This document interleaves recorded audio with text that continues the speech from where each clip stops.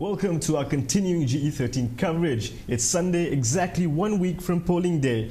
Today we'll be looking at Penang. Since the 2008 general election, the state has been synonymous with DAP and the opposition movement.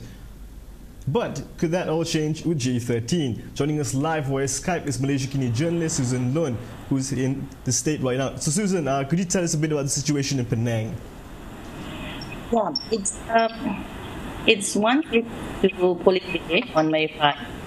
Things are actually pretty mundane over here, Okay. and to some people it's actually quite boring because what's been happening here are very normal daily ceramahs by both sides and walkabouts in markets and all that.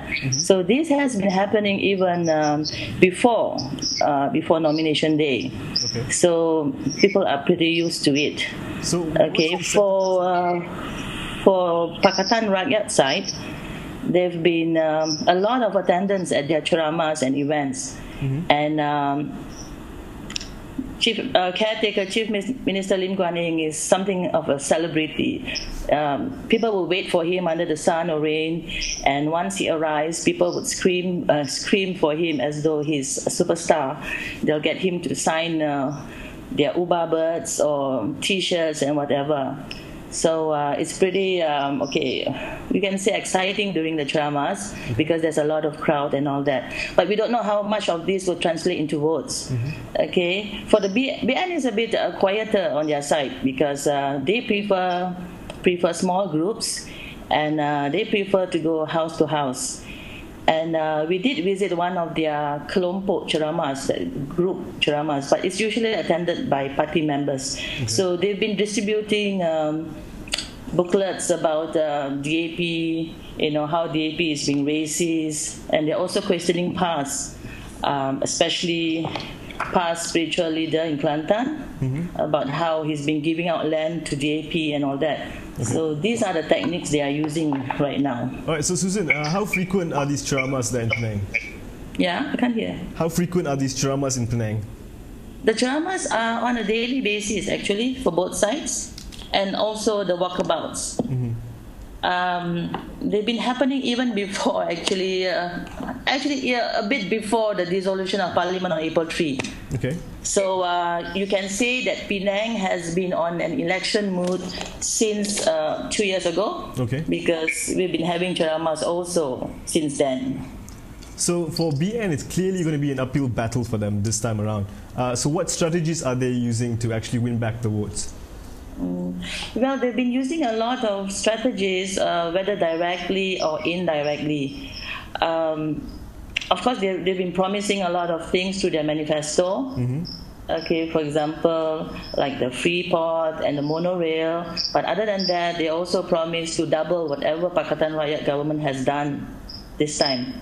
For example, for senior citizens here, we get 100 ringgit per year. Okay. So the BN has kind of pledged to increase that to 200. Okay. So this kind of like made a bit of people happy. The other indirect strategies they are using is through the One Malaysia campaign. Through the One Malaysia NGO, although they keep denying and distancing themselves from One Malaysia NGO, but the daily dinners that are being held, where there's free food and lucky draws and free gifts, BN leaders are attending and they're meeting the people and introducing themselves also.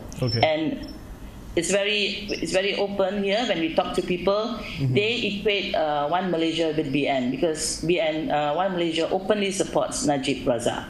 Okay, so when we're talking about BN in Penang, right? Are they a strong opposition? What kind of issues do they bring up when they're campaigning?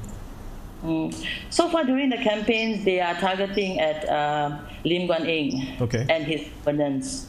For example, they're talking about the dubious land deals, about the tunnel that's being proposed to be built, an undersea tunnel which includes also the building of 3 highways.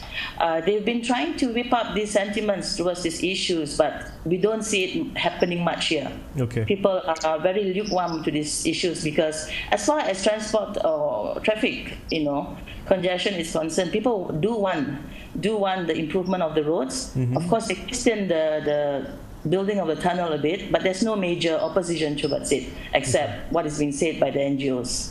So right now it feels like Gerakan isn't playing as a prominent role as it used to, with MCA taking the lead. Would that help BN? I feel that maybe the opposition here needs a bit more training on how to be an opposition. Okay. Because a lot of issues they brought up backfires when people point out that actually this was done during their time when they were in government. Okay. Also, there's no in what they bring up. For example, State BN Chief Teng Chan Yao says that he's going to drop a bombshell on some land deals, some dubious land deals done by Lim Guan Eng. But we've been waiting and it hasn't happened. The bombshell hasn't been dropped yet. Okay. And when we asked Guan Eng about it, he said, well, Teng Chan Yao has been saying this for the past 2 years, and there isn't any bombshell yet. So I think they need a bit more. They need to do a bit more to be an effective opposition. So we only just a week to go. Do you think that would have enough time to do that? They probably are keeping things up their sleeve. Okay. We feel that maybe they are conserving their energy for a greater fight come when it's closer to polling day. Okay. I'm sure they are planning something, but we are waiting for it. Are there signs of it so far? Not really. Okay. Yeah, that's the thing. Right. But although they are quieter on their campaign side, but what we may not be able to see is the house-to-house campaign that they're doing, where they are going to talk to people discreetly, bringing up materials that, like these 2 books that we have here, DAP races and, Ankara Poknik. So these are the things they're going house to house to explain to people. So they might have changed their strategy, or have hidden strategies that we do not know about. So those books you just showed us, are they from MCA or BN on a whole? These are mostly from UMNO. UMNO, okay. So yeah. What is it about actually, those books? What? The DAP racist booklet is all... Oops. What happened? Okay. Are all press statements and... press statements done by DAP, okay, which they kind of question and blame DAP for being anti-Malay. Okay, they also say that DAP is behind the 13 May. I think pretty much like what is happening in Johor as well. Okay. So this is being handed out to people at home, or? To people at home. Okay. Mostly to people at home. Okay. Right. Yeah, and the other one is about Nick Aziz in Kelantan. They are questioning why Nick Aziz is giving out land to DAP and not to the people there. So we are not sure how much this has affected the voters actually. Okay, going back to what Caretaker Chief Minister Lim Guan Eng has said, he said that DAP would need 90% of the Chinese vote in order to secure the state again. How true is that? That is true in mixed areas, for example. Okay. Areas that is being contested by PKR. Because according to him, MCA and Gerakan are using racial politics in the sense that because PKR feels Malay candidates, for example, or Indian candidates. Okay, and they're probably using this to say how effective these people are to help the Chinese voters there, for example. Yeah, or then that PKR has got a lot of problems within the party itself, and their candidates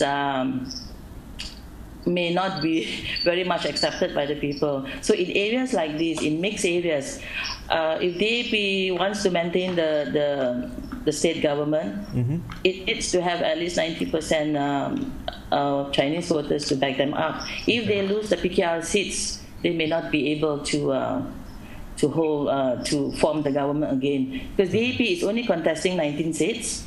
Right. So you need 20 to have a hung state assembly, and 21 to have a simple majority. Okay. So they cannot form the government on their own. That's for sure. They need PKR seats and also PAS seats. But these are the seats. We are still not sure how the electorate is. Yeah. Okay. Yeah. Also in the state, right, there's some shocking instances of political violence. Example like the explosion in Nimbong Tebal. So have police stepped up the security in the state? Yeah, in most jaramas now, especially those attended by caretaker Chief Minister Lim Guan Eng, there's a big presence of police. Okay. So is it seen all around the state? Yeah, within the state itself, even in the mainland and the island. Okay. So moving on, how far is the investigation now towards that particular incident?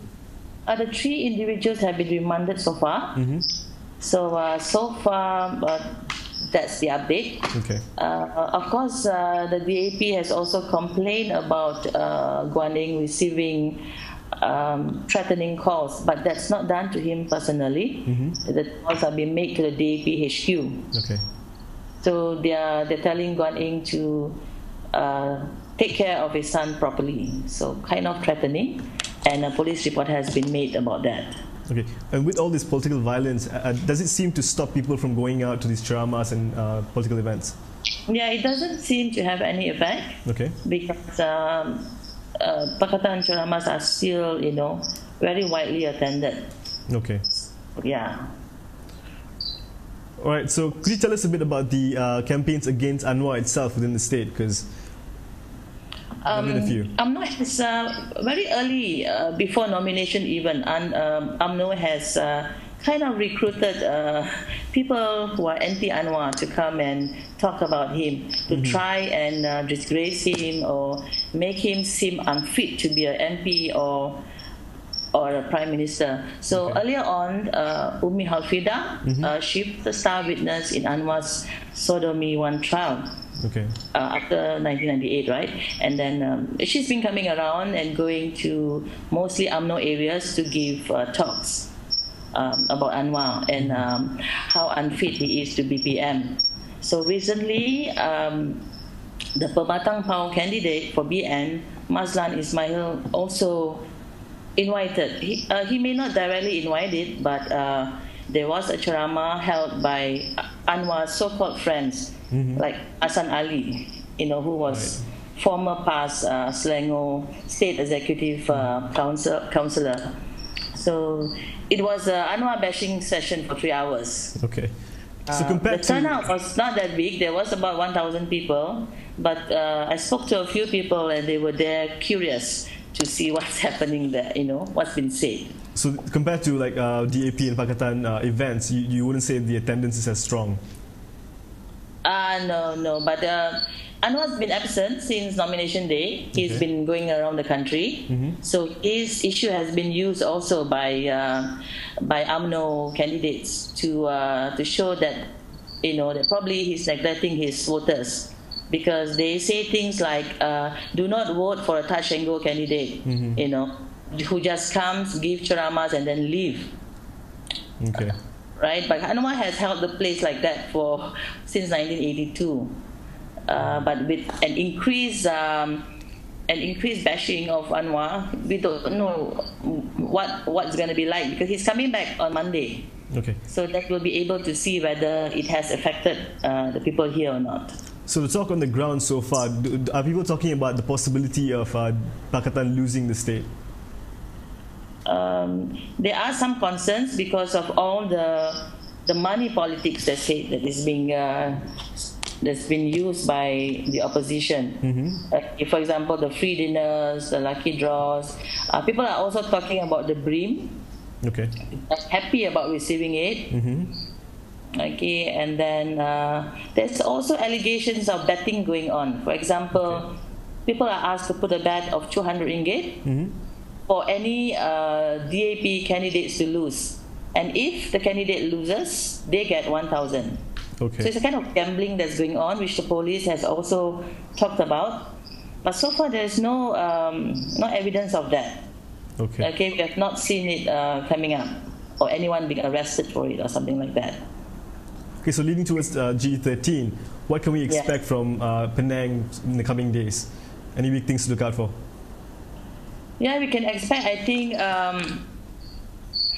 like I said, maybe the opposition has something up their sleeves. Mm-hmm. They have threatened to drop some bombshells, which I think they would, with maybe closer. Mm-hmm. Other than that, maybe they will step up, giving handouts to the people, which they think might help capture some votes. And Prime Minister Najib Razak is coming on Tuesday. Okay. So he's coming to meet the people. I'm sure he will be making some more promises, or probably giving some more handouts. And he's also promised and will be giving the Han Chang College a university status. So this has been their struggle for quite some time, and I think they will be very happy to receive that. Okay. So these are the things that's happening, in these few days. Right. So thank you so much for joining us, Susan. It was great having you on. Okay, no problem. Thank you. So it's the final stretch, as there's only 1 week to go until we all head to the polling day. So stay tuned to Kini TV as we bring you updates and stories as we head towards GE13. And don't forget, like our Facebook page and just look out for more stories there. Thanks for watching.